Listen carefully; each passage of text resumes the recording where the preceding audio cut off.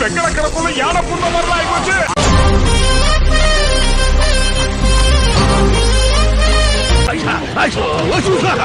உடம்ப வளர்த்து மட்டும் பிரயோஜனம் இல்ல, உருப்படியா ஒரு காரியத்தை செய்யணும். மன்னிச்சுக்க, நீ சொன்னதே கேட்கல. காது டமாரமா?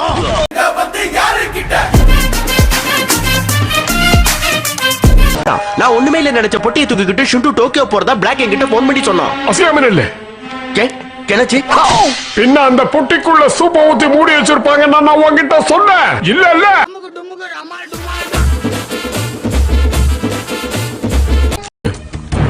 என்னது? மந்திரத்தை உபயோகப்படுத்த மத்தளம் வேணும், அதை கூடுறான்னு சொன்னேன். உங்ககிட்ட இருக்குன்னு தான் நான் நினைச்சேன். ஐயோ, என்ன ஜென்மண்டா நீ எல்லாம் ஒரு மனுஷனா? அதான் எனக்கும் தெரியல.